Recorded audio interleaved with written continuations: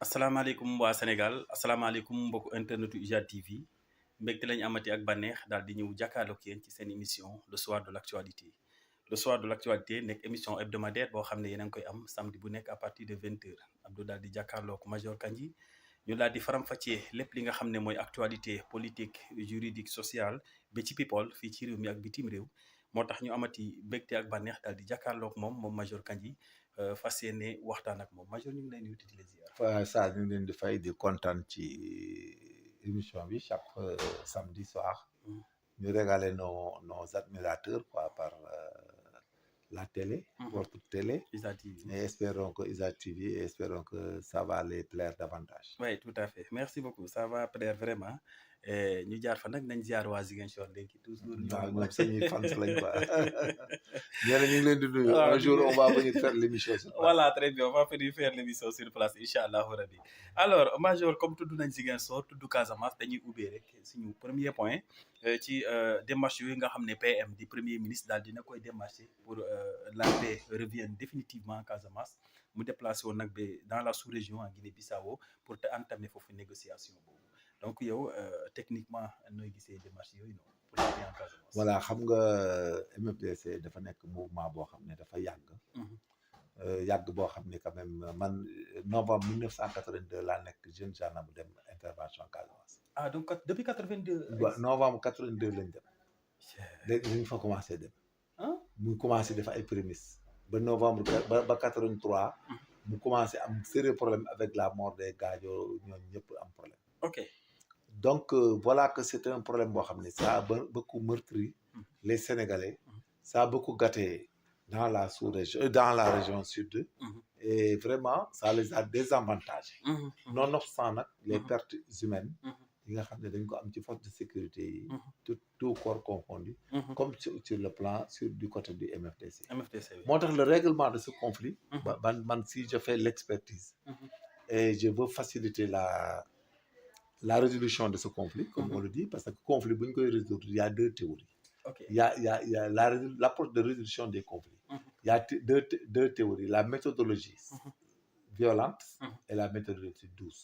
La méthodologie violente, moi, ce qu'on appelle les attaques, les combats, réduire la résistance, rechercher les gens, les arrêter, faire des combats, saisir les armes et tout ça.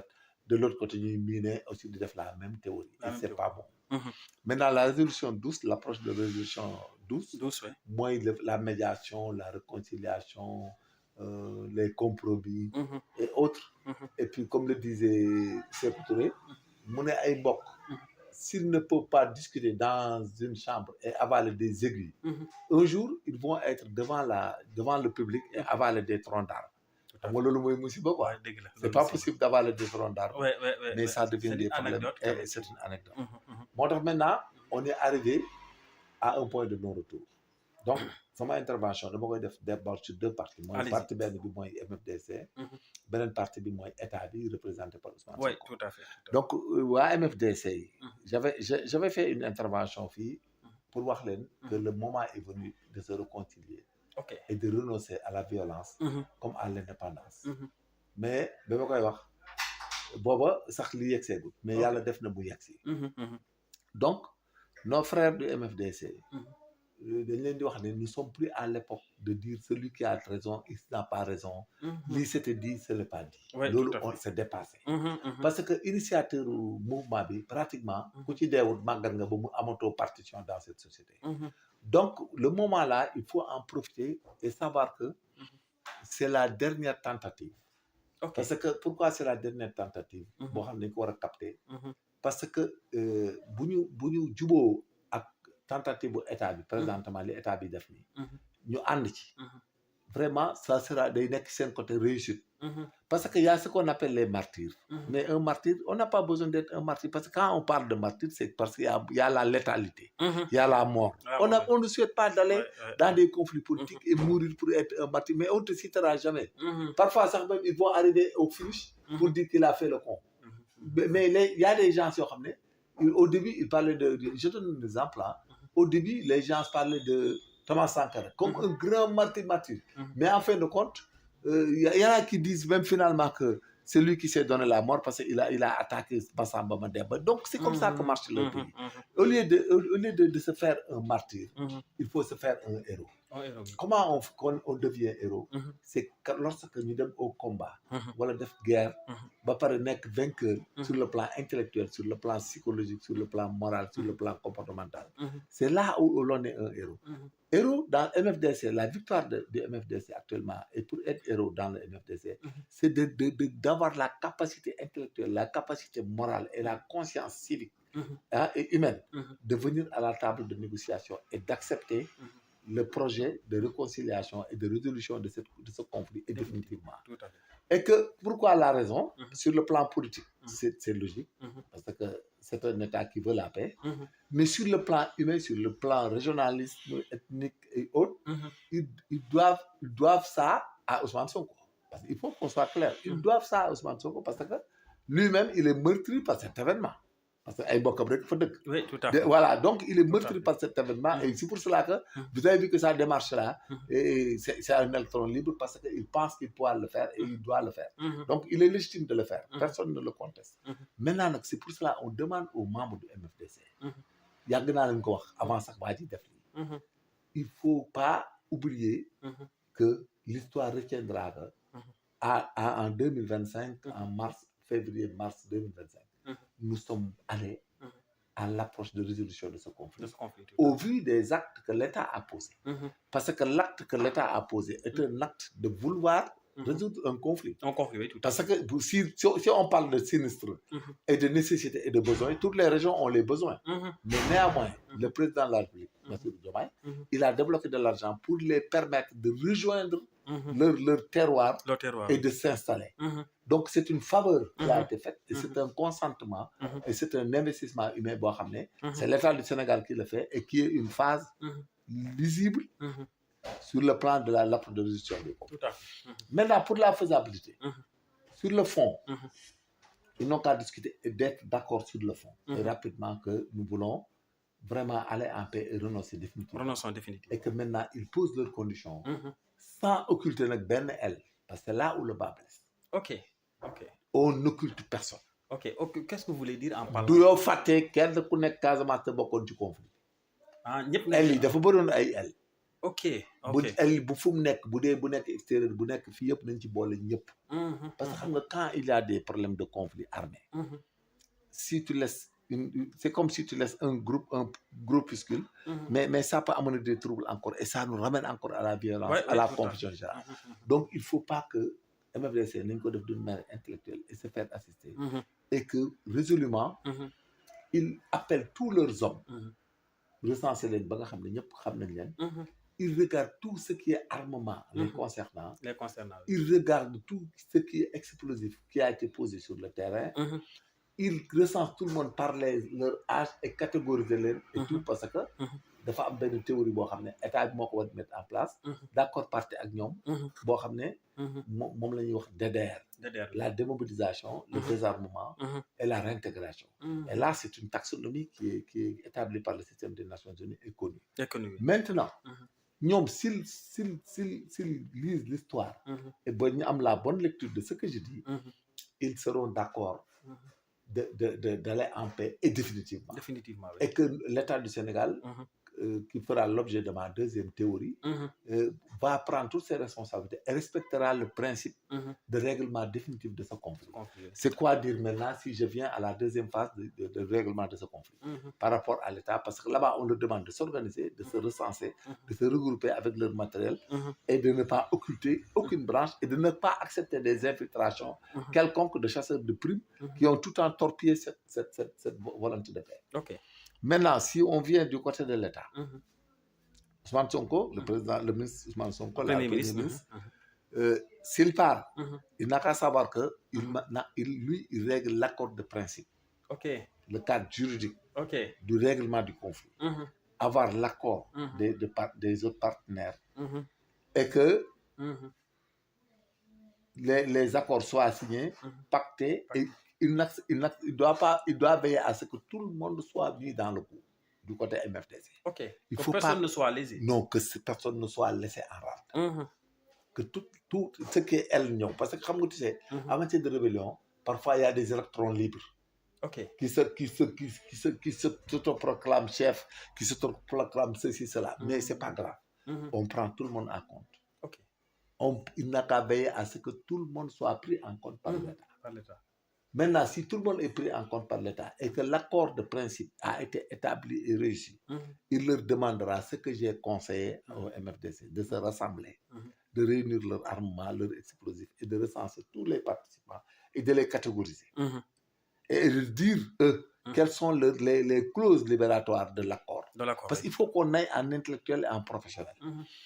S'ils font ça, nous discuter avec le Premier ministre, d'accord. Maintenant, les professionnels vont venir faire ce qu'on appelle la démobilisation, le désarmement et la réintégration. La démobilisation, on va démobiliser tout le monde. On va savoir celui-là, il était dans le Kassai, celui-là était dans le Boulouf, celui-là était dans tel. Nous savons ñëpp ñëw. Mag ba ndaw jigéen ñi si boobu sax ñëw. Léegi boobaa ñu démobiliser leen. Les armes et les explosifs, les munitions et les poses de mines sont connues. Léegi nag état bi continué waat ñu dem ci réintégration bi. Réintégration bi nag c'est une technique de reclassement social. C'est connu et c'est appris.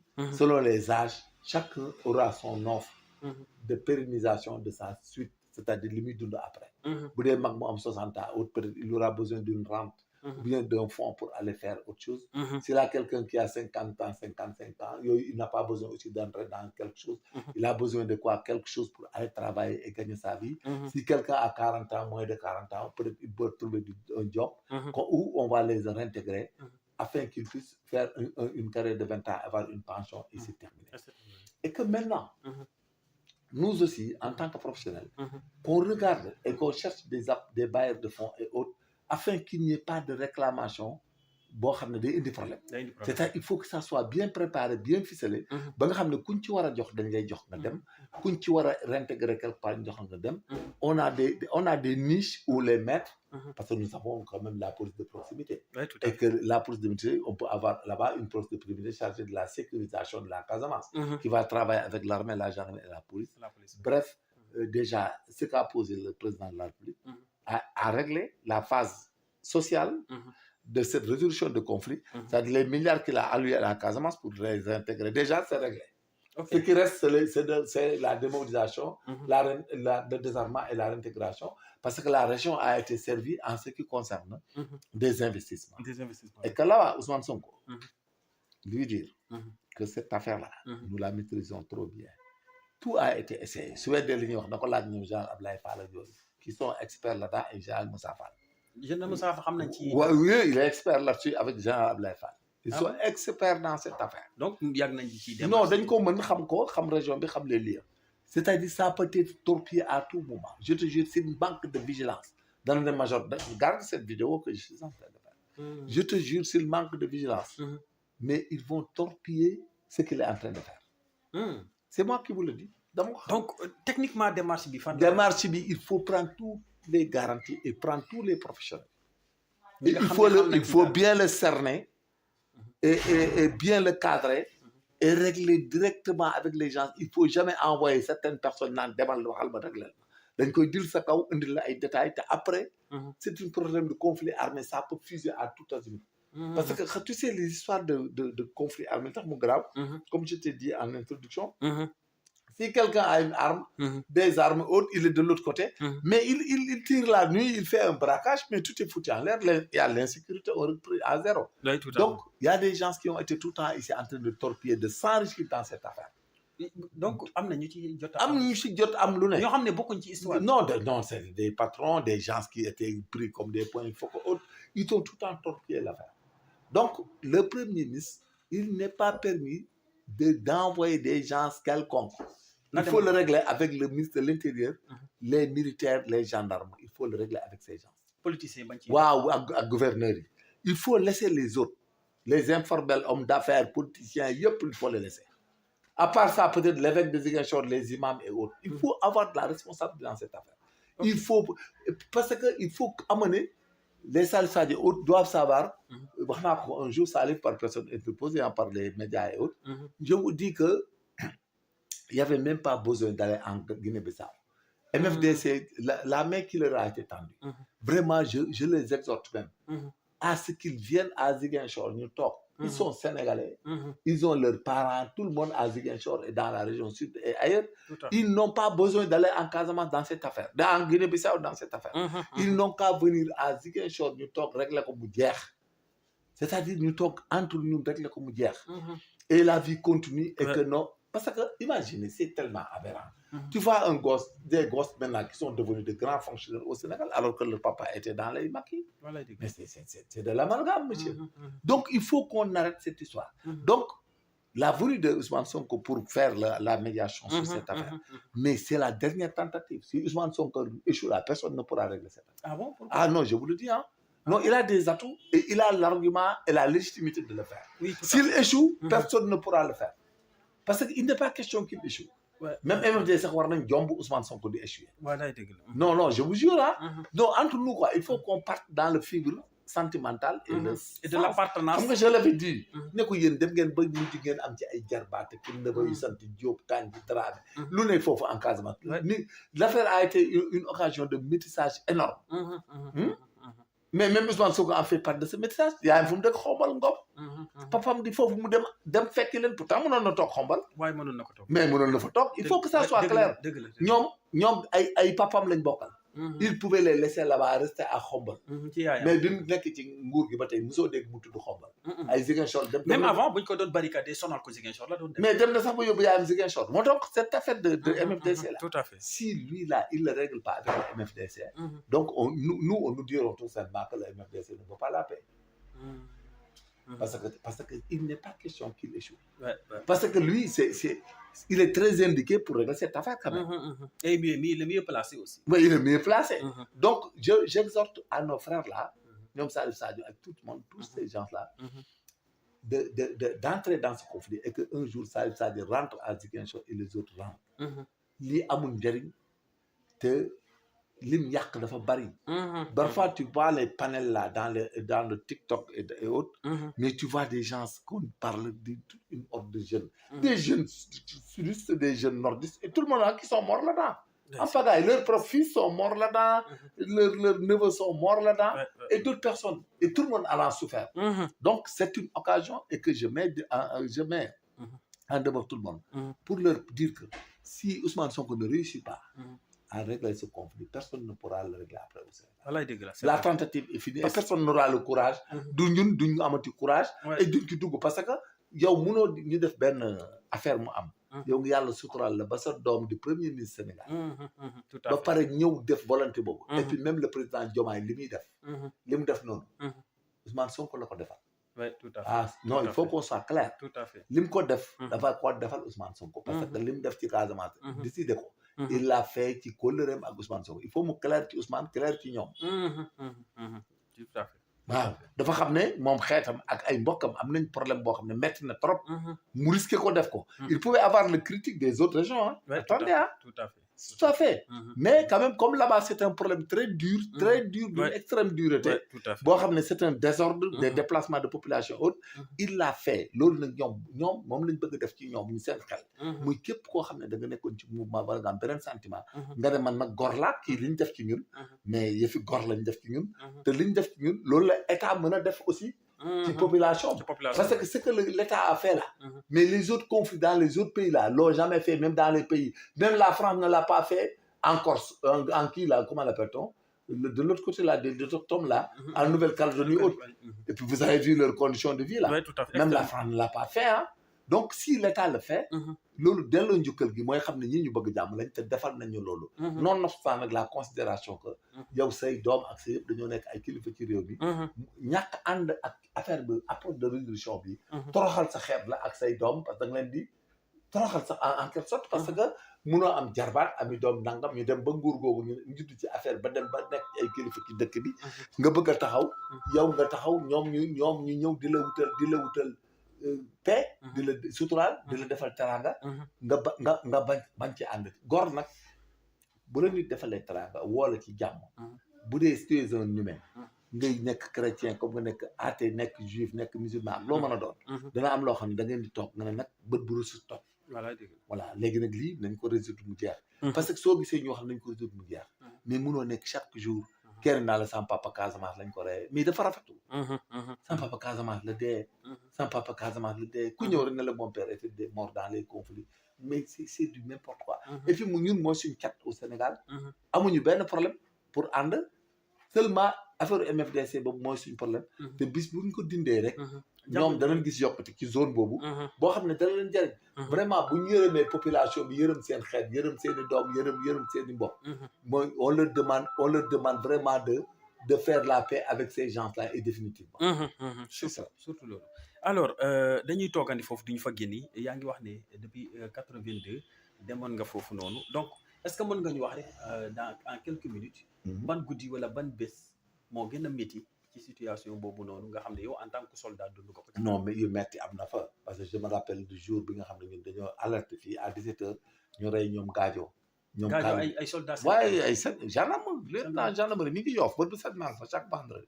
tey yaa ma téye dew ma. ñoom Gaajo gi foofu. Gaajo gi tëdd Yoff. ñoom Khalidou Diop ci lañ deewoon. Diousé ci la deewoon. Pa Alpha Mané Alpha Way ci la deewoon.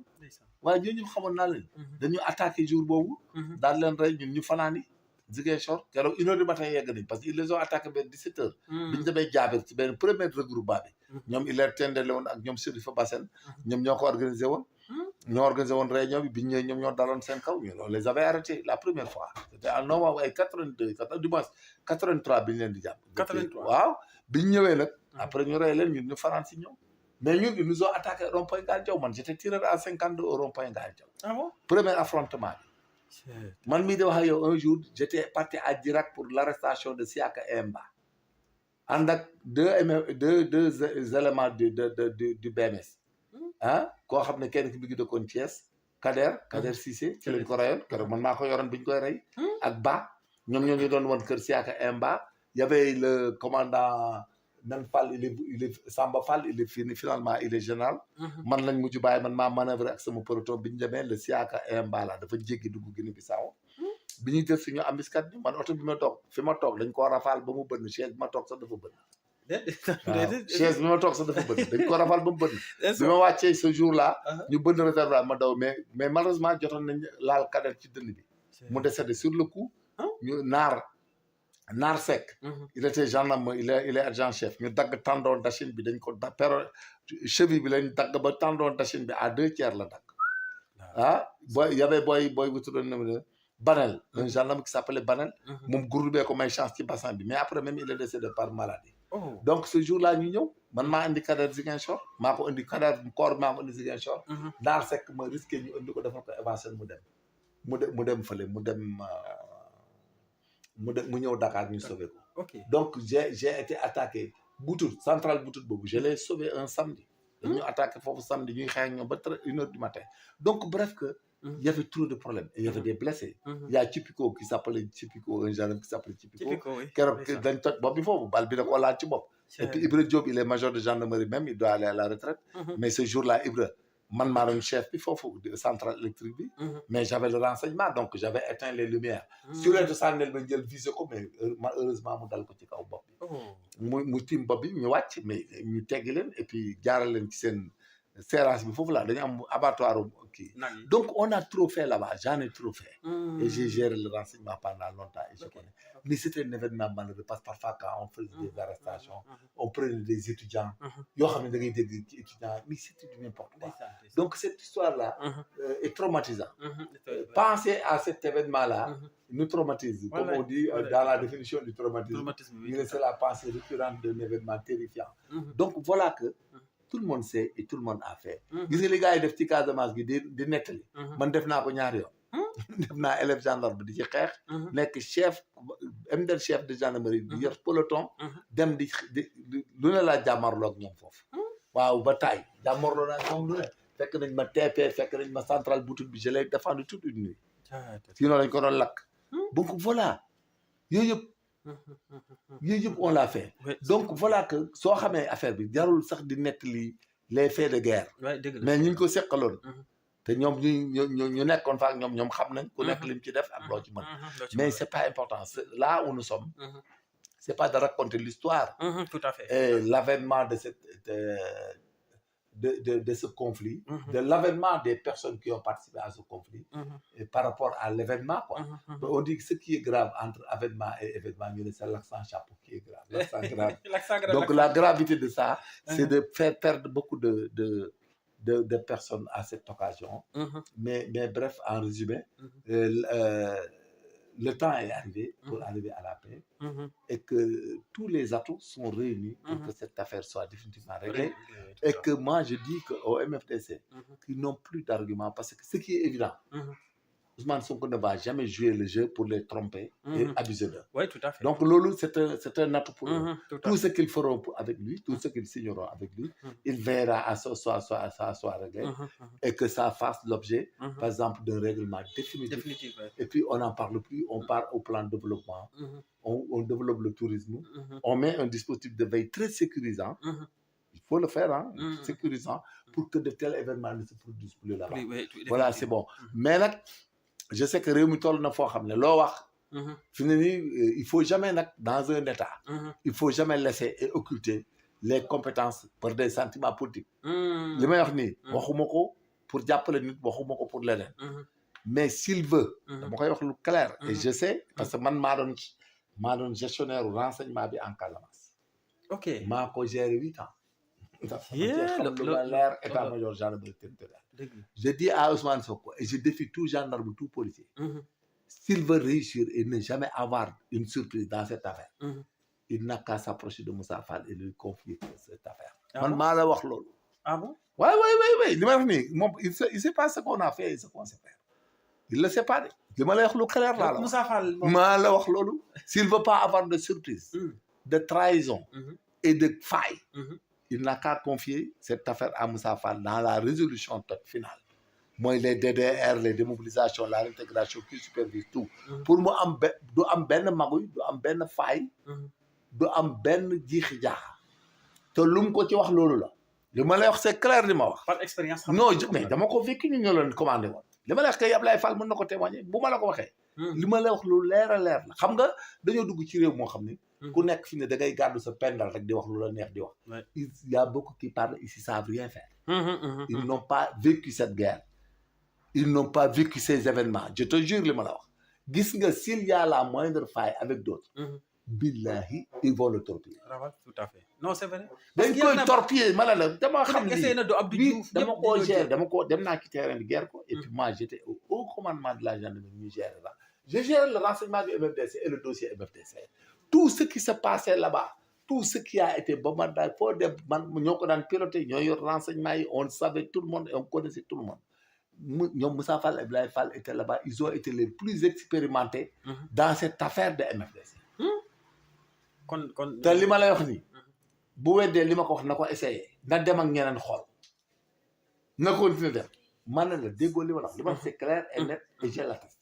Ousmane Sonko s'il veut réussir la Casamance, il confiera une forte responsabilité à Moussa Fall dans la résolution et suivi. Définitivement. Ak suivi. Di ma wax kay aywa nag yaa ngi fi maa ngi fi. Non PM dina jot kii bi message. Mais yow ma ne di ma ko wax nii billahi bu ko defee dana ne major waxul. Je te jure, ils vont le torpiller. S'il veut quelqu'un qui lui dira la vérité, le ministre de l'Intérieur supervise, le ministre de la Justice veille à autre chose, le ministre des Forces armées. Mais pour l'approche de cette affaire, en professionnel, de sécurité et sûreté, il n'a qu'à lui donner ça. Et d'arrêter parce que nous sommes dans un État et nous avons des compétences avérées. Il n'est pas question que pour des questions quelconques, on lâche nos compétences qui peuvent nous régler des problèmes pour des considérations politiques. Il n'est pas question. Mané li mako wax ne continuer dana gis ne du dem bu deful attention. Affaire au Casamance, c'est pas des blagues. Non, c'est pas des blagues. Je te jure, MFD, c'est pas des blagues. Non, c'est pas des blagues. Gis nga bu la gars yi gëmloo ne dañ la koy régler wala suba gannaaw suba di la laaj xaaji dem ak di dik. Non, monsieur, vous aurez que vos yeux pour pleurer. mais il faut être intelligent. Abdou Diouf lu mu essayé échec. Abdoulaye Wade essayé échec. Macky Sall essayé échec. wallaay dëgg nga taxaw nit ba nga la ñëw rek fekk la say bureau di la bëlde.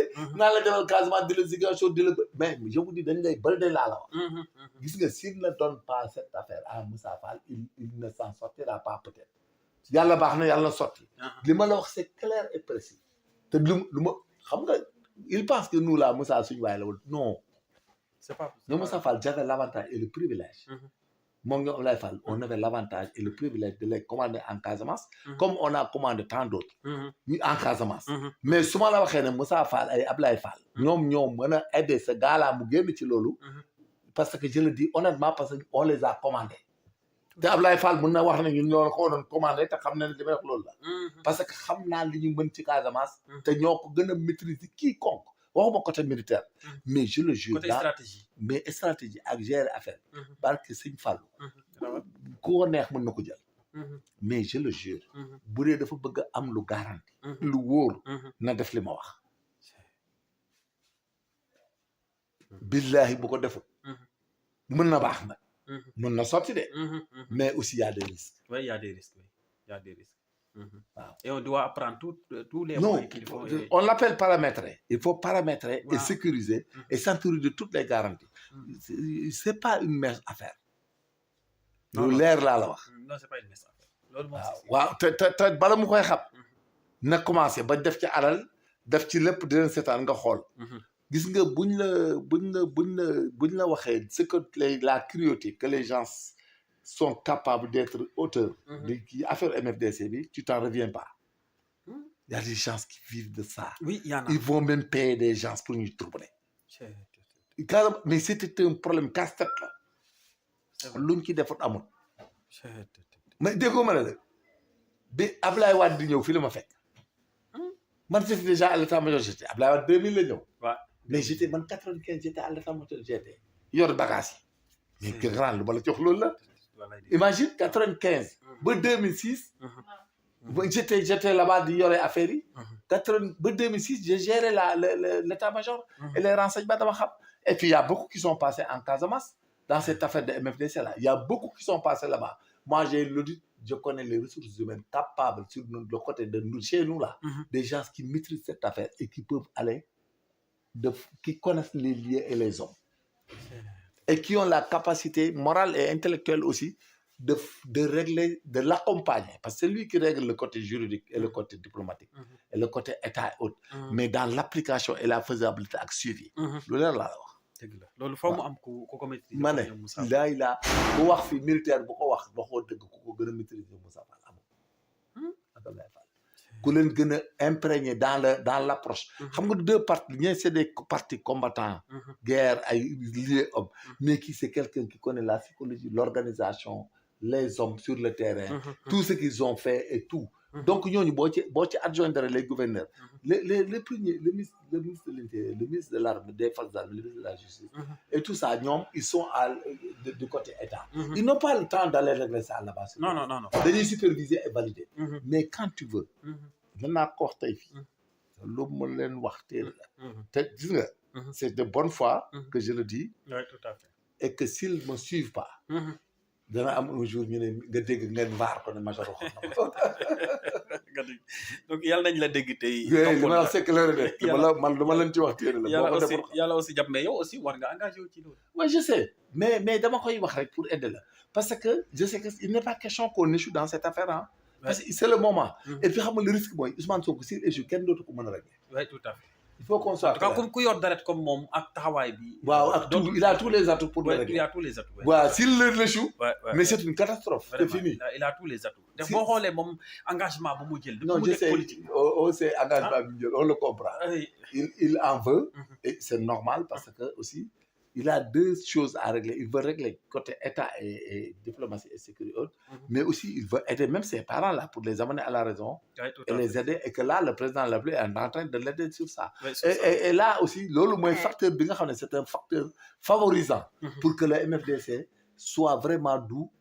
venir régler en humain en logique en partenariat et puis vraiment en sentiment boo xam ne d'appartenance de paternité et autres pour xam ne lii aussi heure bi jot na Et puis vraiment que les Salif Sadio rentrent et tout ça.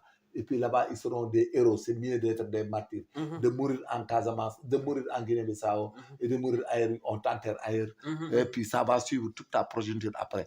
Il faut qu'on l'évite. Personne ne condamne personne. Personne n'a raison, personne n'a pas raison. C'est terminé. On n'a pas besoin. Il n'y a pas de jugement de valeur. Voilà, il n'y a pas de jugement de valeur. Tout à fait, tout à fait. Merci beaucoup. Il n'y a pas de jugement de valeur. En tout cas, point bobu. Indi nga ci ay leeral. non bu lu leer laa la expert laa ci lu ma la wax c'est clair. donc yal na la yàlla dégg topp say kaddu. parce que ku dégg muy wax nga xam ne vraiment non seulement am na expertise bi mais am na xol bu yaatu pour jàmm mun a dellusiwaat Sénégal donc yal na ko yàlla dégg te jàppale ñun ñëpp parce que Sénégal benn bopp la kenn mënu ko xar ñaar le président ou le premier ministre Ousmane Sonko également bu déggee message bi na gën a yaatal en tout cas li nga xam mooy démarche yi te adressé directement aux personnes concernées loolu aussi lu am solo la alors bu ñu tëjee point boobu ak développement yu am solo yi ngi ci def ñu gis ne démb daal dinañu atte ki nga xam ne Farba Ngom ba def nañ ko mandat de dépôt pare sax que moo ko Lat Diop ñoo bokk cellule fële mais situation bi dafa gën a yaatu parce que y a les Amadou Sall yi nga xam ne ñoom aussi cité nañ ko dans l'affaire donte convoqué wuñ le fils du président Macky Sall donte convoqué wuñ ko donc cette situation là li ñu yaakaaroon ne escroquerie blanchiment de capitaux la chose est beaucoup plus large que ça nan lañ mën a def ba genre situation yi dootul arrivé Sénégal bu fekkee ne yoon moo wane ne effectivement ñoom ñoo ko def. non bu yoon wane ne ñoo ko def on saura qu'il y avait une faille dans le système et c'est pas normal. et c'est pas bon c'est pas bon. maintenant moo tax affaire Farba bi kenn mënu ko négocier ni ay médiation wala caution non du dem parce que ñoom sont pas des gens dépositaires ni ordonnanciers de dépenses. donc la manière dont l'argent est arrivé chez eux ça c'est des manquements graves de fonctionnaires là loolu on ne va pas le transiger comme ça di ko régler ay caution non le magistrat s'est bien comporté il faut mu clair loolu le fait que mu rejeté caution non du jël dara il faut qu'une enquête d'où viennent si les faits sont avérés d'abord il faut qu'une enquête si les faits sont avérés c'est la première phase. La deuxième phase maintenant si les faits sont avérés il faut toute la traçabilité et tous les actes posés dans le temps et dans l'espace nga jël ñëpp parce que ñoo ñii ay receleurs lañ quand même parce que bu dee da nga leen a incriminer jiñ leen li ñu leen jiñ c'est des recels moo tax blanchiment c'est un recel presque en quelque sorte de parce que avant que tu ne blanchisses il faut que tu obtiennes la chose illicitement donc le fait que l'argent du trésor public arrive entre leurs mains c'est ça qui est important donc cette affaire n'est pas une affaire qu'on arrange dañuy enquête jusqu'au bout ñu xam li ci am li ciy dëgg ak lu ci dul dëgg ak ñan ñoo def ba xaalis bi dugg seen loxo ak yan conditions la dugg seen loxo donc il n'a pas question de donner des immeubles des cautions et des chèques non ici l'enquête continue ils n'ont qu'à continuer l'enquête et puis jusqu'au bout et que la prochaine fois aussi ça nous permettra que d'auditer on va plus avoir aussi des conseils d'État là des cours de compte là qui vont dire que c'est bon quand tu es là et quand tu pars aussi on dira que c'est pas bon on demande au président de la République à Ousmane Sonko à Lucie si les faits sont avérés les manquements là et les tricheries de prendre toute la traçabilité et de les sanctionner qu'ils soient magistrats non c'est pas possible cette affaire doit faire l'objet d'un règlement définitif avec toute la rigueur parce que mënut a demee noonu on ne peut pas l'accepter parce que actuellement nii duñ jarati dara ci àdduna bi parce que fi ne ni ñëpp ñuy déglu mais maintenant yi ñuy wax yëpp ça nous intéresse pas que Farba proposer gauche ou droite il y a des faits extrêmement graves qu'on a révélés Cour des comptes yi danañ ko expliquer ba mu leer buñ paree même les histoires de Cour des comptes là celui qui a posé des actes de faux on les sanctionne non toute la chaîne il y a à laisser personne donc le magistrat il continue l'instruction il ne prend aucune caution il peut pas même le régime juridique de Farba et de l'autre là ne permet pas la médiation non ils sont pas auteurs ils sont pas auteurs ni co-auteurs il peut pas faire de médiation avec eux tu peux pas avoir des supposés auteurs et des supposés co-auteurs sur place ba pare et que tu ailles faire de la médiation avec des receleurs non c'est pas possible non on ne peut pas faire de médiation avec un receleur c'est pas possible le droit même ne l'accepte pas l'auteur des faits est dans ce pays c'est connu les co-auteurs éventuels sont connus mais tu peux pas régler avec le receleur si tu fais la médiation avec le receleur l'action publique est éteinte et là-bas les autres tu pourras plus les suivre tout à fait parce que l'action publique est éteinte parce que si tu fais la médiation pénale cela veut dire que tu quittes le pénal pour aller même au civil. La médiation pénale est assimilée à un règlement civil. Et vous savez qu'au pénal, on ne transige pas. Et dès lors que tu transiges, tu as renoncé à la mise en œuvre de l'action publique. am na solo léegi waxal loolu ci olof comme ça les loolu dafa am solo de tonton. waaw je sais mais c'est des techniques de posture mais des fois je les suis je les écoute.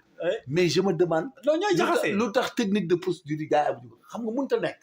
Farba ak même ku mu àndal muy Tahirou Sarr ak Farba ak même Aliou Boy Sarr. Amadou Sall. non il peut pas faire de transaction avec dans cette affaire. oui la transaction parce que xamul tax mënuñu ko.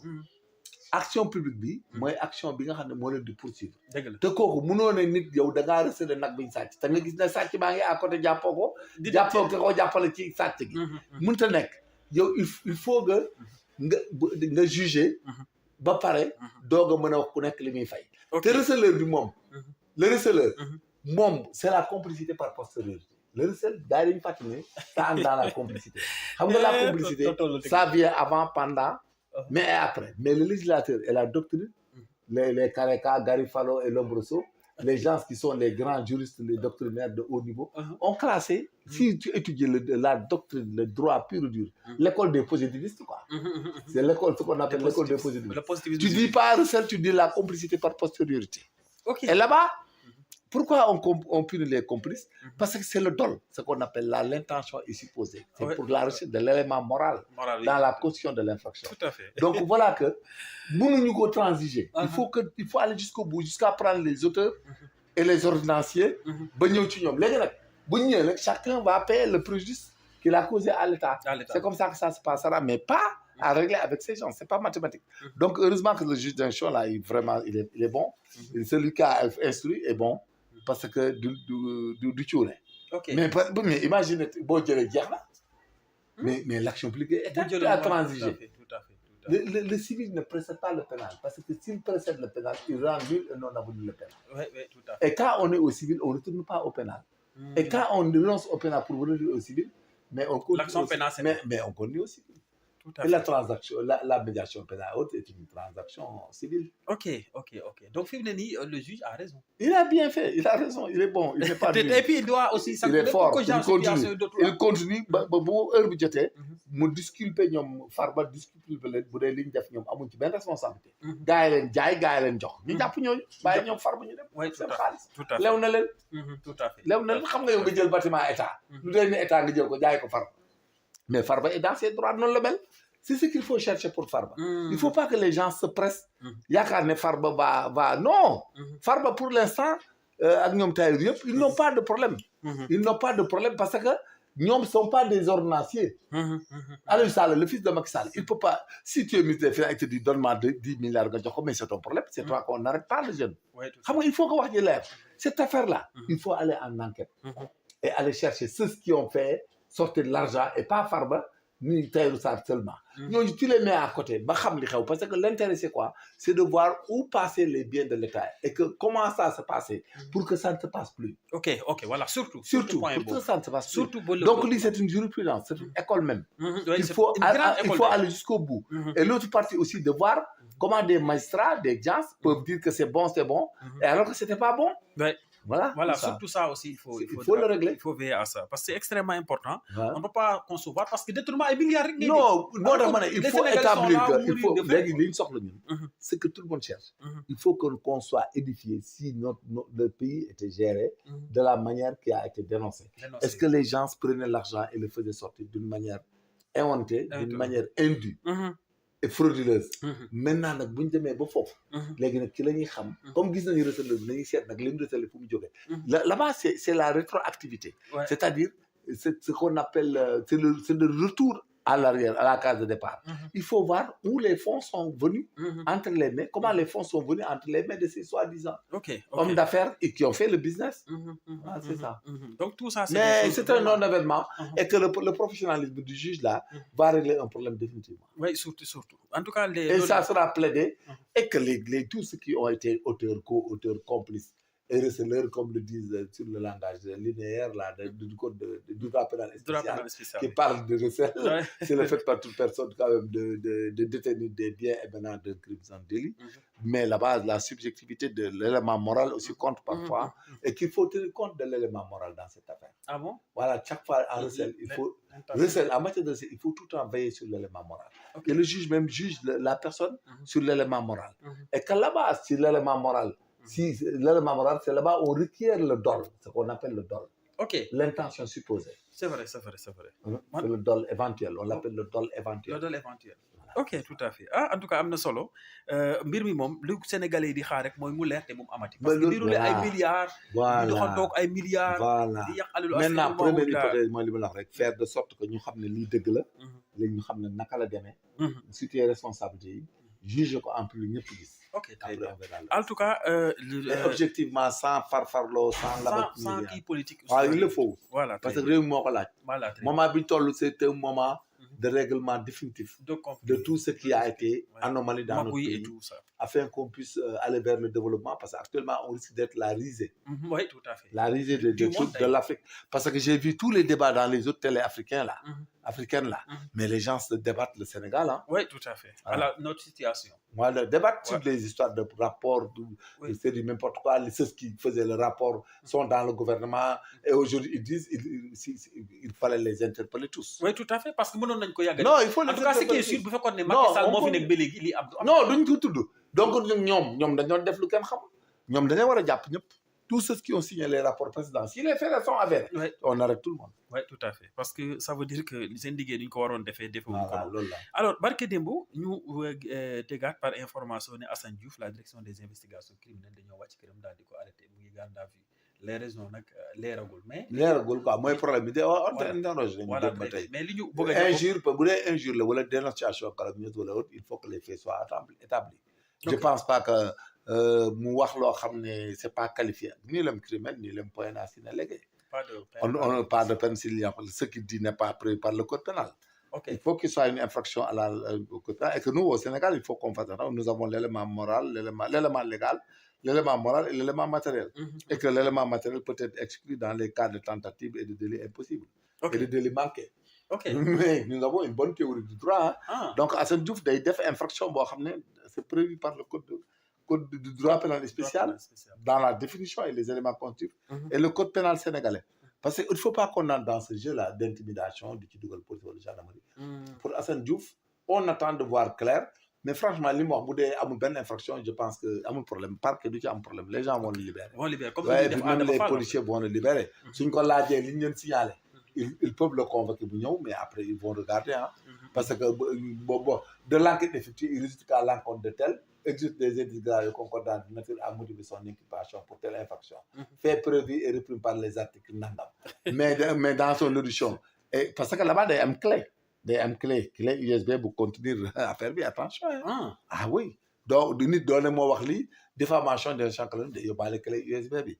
Et là-bas le jour là, mais les magistrats là actuellement ils sont au bout du nerf, ils ne jouent plus avec ces détails. Et ils vont faire le job et partir. Parce qu'ils ne gagnent rien dans ce que nous sommes en train de faire. Les politiques, nous les politiques. Les magistrats ne gagnent rien. Au contraire, ils sont mis à l'épreuve et ils sont vraiment mis sous un risque à la limite. Parce que les magistrats aussi ne peuvent pas être au Sénégal à la merci des politiques. Ce qui s'est passé récemment, que les régimes qui viennent en 2029 ou en 2035 les mutent des fonctionnaires, de hauts fonctionnaires comme des magistrats, ce jeu-là, on ne veut plus entrer là-dedans. On veut que des magistrats carrés qui seront protégés d'ailleurs. Et que pour la prochaine fois, on ne va pas harceler un magistrat, même ni le muter, ni l'affecter. Parce qu'il était là à temps extant. Non, il n'y a pas de magistrat. Non, il n'y a pas de magistrat Pastef, il n'y a pas de magistrat APR. Actuellement, c'est le même sentiment que les gens, malveillants et mal intentionnés, essayent de nourrir. Et ce n'est pas bon. Oui, et nous ne serons pas d'accord. Et surtout par rapport à l'affaire de Adama Fall. Non, il y a une ingérence. Parce que on ne peut pas, nous aussi, avoir notre magistrature, investir, former à une forme. Nous avons le clan, nous avons des gendarmes, des polices, des magistrats. Moi, j'exhorte à tous ces corps-là. Gouverneurs yeeg affaire yëpp la ñuy arrêté et puis que les chefs commandent tout le monde au même point d'égalité, il ne faut pas favoriser qui que ce soit parce que d'abord APR ou d'abord Pastef. Il faut que ça soit clair. Surtout. Il faut l'éviter. Affecter quelqu'un parce que le gars... Non, ils le font.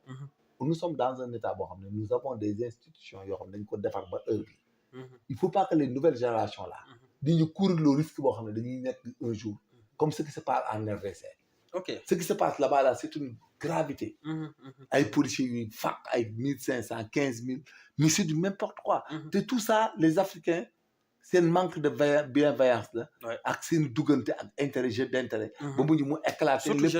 Il faut arrêter. Nous avons des armées, nous avons des magistrats, nous avons des commissaires de police. C'est une hiérarchie. Les commissaires, contrôleurs, inspecteurs commandent les commissaires commandent les officiers, ainsi de suite. Gendarmerie, nous avons un haut commandement et tout le monde doit être traité au même point d'égalité. Le petit gendarme, il est aussi important que le général dans la gendarmerie. Parce qu'il est dans une brigade, il surveille, il veille à l'intégrité des personnes autres, alors que le général est dans son bureau pour signer et rentrer. Donc voilà, c'est ça la pyramide de l'efficacité et de l'efficience. Il faut que les gendarmes, le plus petit gendarme, c'est qu'il est très important dans le circuit. Que le plus policier là, c'est qu'il est très important. Que le magistrat n'ait jamais un sentiment que je suis exclu et qu'il juge en fonction de cela. Voilà, je suis favorisé. Personne n'est favorisé, personne n'est exclu. Nous sommes une entité indissociable. Il ne faut pas nous disloquer. Et c'est très dangereux parce que nous avons l'avenir. Ces choses-là, ces gens-là, ils vont tous passer. Dans 5 ans, 10 ans, on est en Afrique. Les gens-là, boy commence, tu es Aïwadi, mais boy paraît, tu es dans la discipline. Vous savez, boy commence de l'ensaper. Donc, les institutions doivent être des institutions très fortes. Ils font leur carrière dignement, comme nous l'avons fait. Et qu'aujourd'hui, nous avons des arguments de taille. Le médecin, il doit faire son travail, comme le disait Martin Luther King. Même si vous balayez la rue, un jour, il faut faire de sorte que les gens qui vont pas se dire que ici fut un grand balayeur de rue, qui rend ces rues propres. C'est ça l'honneur, la satisfaction morale, mais pas de tirer des profits éphémères auprès d'une autorité quelconque. Le temps que fa di def di yak sa morom di complot sa morom di dugg di génn li nga fay am du la jariñ parce que riba la. Il faut arrêter avoir de la hauteur et de la dignité et que d'être respectueux des principes de la loi et autres et que la vie continue. Voilà. Une chose extrêmement importante loolu buñ ko defee rek suñu réew dina mën a jëm ci kanam. Alors ñu rebondir sur la réponse de Mimi Touré à Macky Sall. Foofu nag jarul ñuy dugg dans les détails mais lu ñu bëgg a xam rek wax rek mooy que ne Mimi Touré tey politiquement bu eggee fu mu egg. yàlla ak Macky Sall moom. waaw xam nga cruauté bi am ci politique bi la rek. c'est regrettable et c'est désolant. que les gens en politique s'accompagnent. se divorcent. s'humilient. Et puis se quereller. di cumuler di toroxal sa morom. c'est-à-dire comme on le disait rek. que léeg-léeg nga dégg ñu naan ay buur du mbokk. léegi les politiques ñu ne amul yàlla. politique les gens disent que amul yàlla amul yonent bi mais donc nguur lekk naan la folli ko day bette. c'est-à-dire l'intérêt là moo ñu omnibulé léegi. ba amatuñu ñun ñëpp nous sommes malheureux. mais on n'a plus de sentiment de loyauté. amatuñ sentiment de reconnaissance amatuñ ko. léegi nag ñëpp ñu fi nekk. actuellement nii. comme Ousmane ak Diomaye signé. dañu leen di harcelé ba dootuñu xam ñoom dootuñu xam ku leen bëgg ku leen bañ ba nga koy xam nga def ni Macky Sall mu jeex. waaye dëgg la. waaw c'est la vérité. parce que c'est la vérité. parce que bu ñuy wax dëgg sax fi ne boo doon wax dëgg nit ñu ne da nga koo bañ. parce que man tout ce que je disais c'est man laa ko xamee tout ce que je disais à ces gens di leen ko tere. aujourd'hui voilà le résultat. c'est ce que les gens. te li nga doon wax nga ko mais si moom lañ commencé ci ñoom. il fallait pas le faire moo indi chaîne bi mu nekk une épidémie une endémie. xam nga dafa am épidémie ak endémie ak endémo-épidémie. maintenant nag ce qu'on est en train de vivre au Sénégal mooy c'est une endémo-épidémie de la violence verbale politique. moom lañ dugg nii mooy indi léegi warante bi ak yàqante léegi bala nga koy xam bala actuellement y a pas de problème mais négal ba remaniement ministériel am wala gars yi bis nga ne da ngay remplacer ay DG.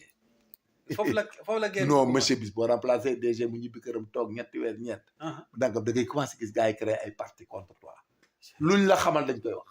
moo tax c'est très difficile de faire la politique. au Sénégal oui. mais c'est risqué monsieur. c'est très risqué. ma ne négal ba mais doo remplacer DG. koo ci remplacer mu toog këram di nalaw ba midi gisul ko woo. mais sa kaw la jëm. mais c'est ça mooy suñu difficulté. Macky Sall problème boobu la amoon. mais Ousmane l'aura. il n'a pas encore remplacé. bala muy xam lan mooy politique ak lan mooy nit. na dem ba commencer remplacer ay nit. parce que boo amee un DG qui fait 3 ans nga remplacer ko. mais xam nga bu dee góor daa war a dem toog ñam na. wallaay dëgg xam nga mënoo nekk DG di fay 4 millions 5 millions 7 millions. di am ay avantages di noos pendant 3 ans. du la remplacer. il faut nga remplacer sax ñeneen ñëw yeneen partisans ñëw. mais bis bu ko Ousmane defee dootu ko defee. ñëwaat sur waaw dañuy commencé di ko non bi commencé. amul sax solution amul demal ba ñëw. boppam lay nax. non ministre boo ci wàccee dans 3 ans muy toog këram tuddatoo ko. mu naan day ñëw bureau politique ak nangam day seeti pexe. pour ñëwaat. pour poursuivre. c'est ça qui donne l'appétit même d'avoir le pouvoir. soo gisee ay mimiri def nii. parce que c'est normal elle veut se crédibiliser vis-à-vis de ses nouveaux partenaires. Oui, tout à fait. Donc, c'est un divorce. C'est comme une femme qui divorce un homme et qui cherche un autre mari. Et sama jëkkër di la wax mu ne la sama waajee la gën a dëgër. Mais loolu la lay def. C'est la même chose. Et ça fait pas mal. Parce que c'est la versalité de l'humain. C'est la frivole, ce qu'on appelle la frivolité de la pensée humaine. Okay. Et que là-bas, c'est un emprunt du réflexe médulaire, de l'instinct. De l'instinct. On parle à l'instinct. Parce que maintenant, on voit les carottes, il faut qu'on en mange à tout prix. Hein? Donc, voilà, c'est ça. Il faut que l'on tolle en politique au Sénégal. Quand on fait le dara, mais qui sont Diomaye président avec Ousmane Nobe, mais qui sont gars qui font un peu gars.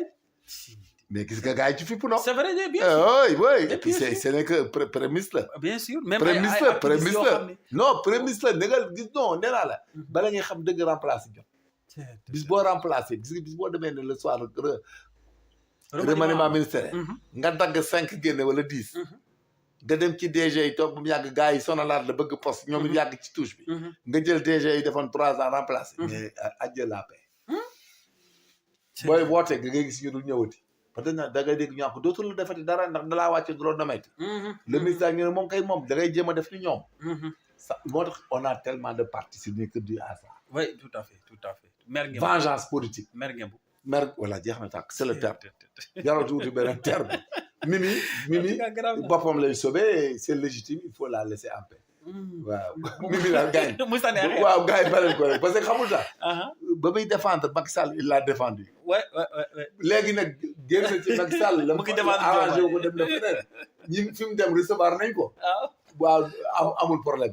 xam nga nag ab jeeg dañ waxante dëgg nag ku nekk respecté sa morom jeeg bu divorcé ci kër bu demee ci geneen kër di sëy bu ko indil benn problème naa ko waa noboon nga ma fekk fii ngaa noboon yooyu santé palaro divorcé ngeen am na chéri bu bees bàyyi ko bu dem yoonam c'est comme ça la vie mu góor ñu bari loolu c'est problème la femme c'est comme la femme que tu as épousée mais quand elle divorce les femmes là elles divorcent elles te dépassent avec un autre naan ko chéri je suis tonton mais quel est ton problème mais ton je suis tonton là péri jeex na da ngay jaloux nag tonton mais ban looy jaloux mais époque boobu yow même boo nekk si jabar ji nga nekkal da nga war a sóoraale ni bu la divorcé woon tey mën naa am ku ñor chéri oui tout à fait les dames là c'est comme ça c'est doom moo dul bàyyi papam dëgg la ak yaay mais les dames là mais lu tax de famille yi di am ay ñetti doom yi amul yu bokkul bàyyi sant te ku nekk chéri lañ doon wax naan tonton fu mu jógee demaat chéri feneen léegi est-ce que chéri bi finalement waaw léegi nag moo tax léegi Sénégal fa loolu ñuy dund xam nga fii c'est la même chose li ngay gis ci kër yi moom ngay gis ci politique bi politique bi dem na niveau boo xam ne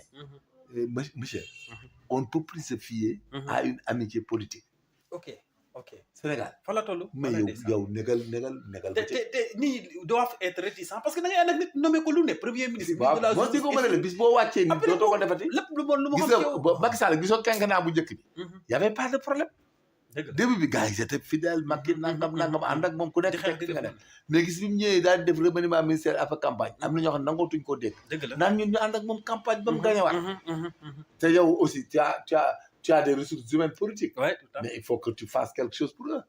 Pour elles. Les autres là qui n'ont pas été nommés.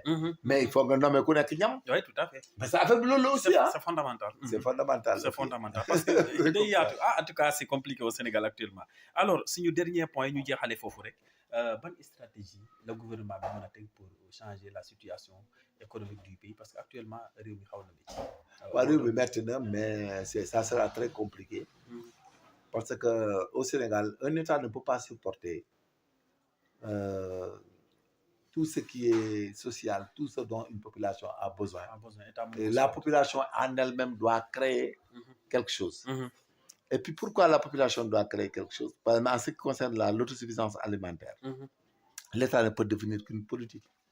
Mais on a consenti que les gens ont beaucoup laissé les cultures. Il n'y a que les cultures de rente, mais les gens n'ont plus de stratégie. Soo demee ci benn village dañ daan bay ñebe, bay dugub, bay mboq, bay basi ak lépp. waa di yar ganaar di yar xar léegi gars yi kenn léegi ku dajale sa mënuñ ñëw Dakar changé. Ku dajale sa mënuñ yaa ngi seet fay voyager. Oui. Loolu moo gën a anéantir la chaîne de valeur, la chaîne de valeur en milieu rural. Parce que les milieux, les villages, et voire même des villes, les gens, tout ce qu'ils gagnent, ils l'utilisent pour immigrer, pour faire autre chose. Autre que de maintenir la chaîne de valeur de leur lieu de résidence.